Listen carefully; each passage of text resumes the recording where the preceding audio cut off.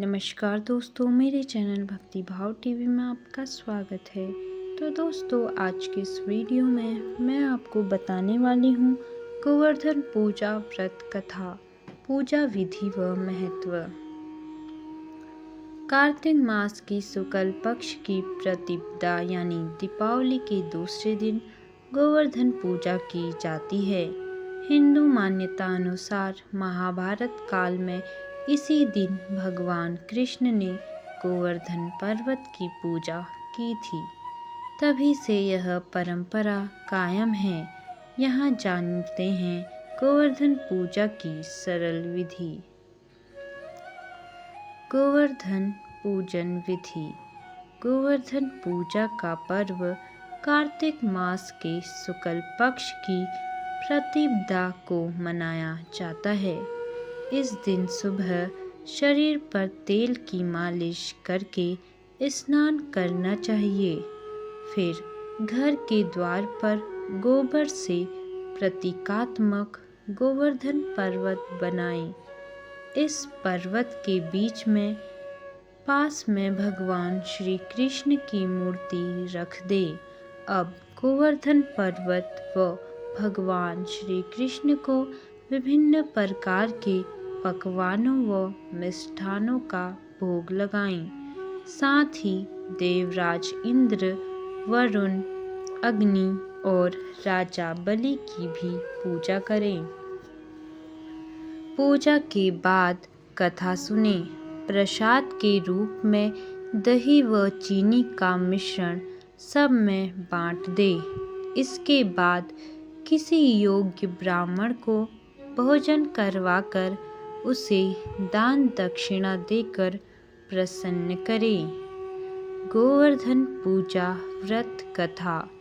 एक बार भगवान श्री कृष्ण अपने सखाओं गोप ग्वालों के साथ गाय चराते हुए गोवर्धन पर्वत की तराई में जा पहुँचे। वहाँ उन्होंने देखा कि नाच गाकर खुशियाँ मनाई जा रही हैं। जब श्री कृष्ण ने इसका कारण पूछा तो गोपियों ने कहा, आज मेघ व देवों के स्वामी इंद्र का पूजन होगा। पूजन से प्रसन्न होकर वे वर्षा करते हैं, जिससे अन्न पैदा होता है तथा ब्रजवासियों का भरण पोषण होता है। तब श्री कृष्ण बोले, इंद्र में क्या शक्ति है, उससे अधिक शक्तिशाली तो हमारा गोवर्धन पर्वत है। इसी के कारण वर्षा होती है। हमें इंद्र से भी बलवान गोवर्धन की ही पूजा करनी चाहिए। तब सभी श्री कृष्ण की बात मानकर गोवर्धन पर्वत की पूजा करने लगे। यह बात जानकर नारद ने देवराज इंद्र को बता दी। यह सुनकर इंद्र को बहुत क्रोध आया। इंद्र ने मेघों को आज्ञा दी कि वे गोकुल में जाकर मूसलाधार बारिश करें। बारिश से भयभीत होकर सभी गोप ग्वाले श्री कृष्ण की शरण में गए और रक्षा की प्रार्थना करने लगे। गोप गोपियों की पुकार सुनकर श्री कृष्ण बोले, तुम सब गोवर्धन पर्वत की शरण में चलो, वह सबकी रक्षा करेंगे। सब गोप ग्वाले पशुधन सहित गोवर्धन की तराई में आ गए। श्री कृष्ण ने गोवर्धन को अपनी उंगली पर उठाकर छाते सा तान दिया। गोप ग्वाले 7 दिन तक उसी की छाया में रहकर अतिवृष्टि से बच गए। सुदर्शन चक्र के प्रभाव से ब्रजवासियों पर जल की एक बूंद भी नहीं पड़ी।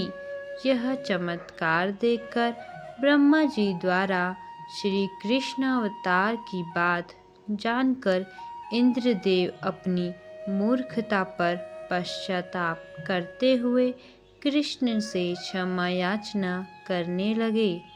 श्री कृष्ण ने 7वें दिन गोवर्धन को नीचे रखा और ब्रजवासियों से कहा कि अब तुम प्रतिवर्ष गोवर्धन पूजा कर अन्नकूट का पर्व मनाया करो। तभी से यह पर्व गोवर्धन पूजा के रूप में प्रचलित है। गोवर्धन पूजा का महत्व। हमारे कृषि प्रधान देश में गोवर्धन पूजा जैसे प्रेरणाप्रद पर्व की अत्यंत आवश्यकता है। इसके पीछे एक महान संदेश पृथ्वी और गाय दोनों की उन्नति तथा विकास की ओर ध्यान देना और उनके संवर्धन के लिए सदा प्रयत्नशील होना छिपा है।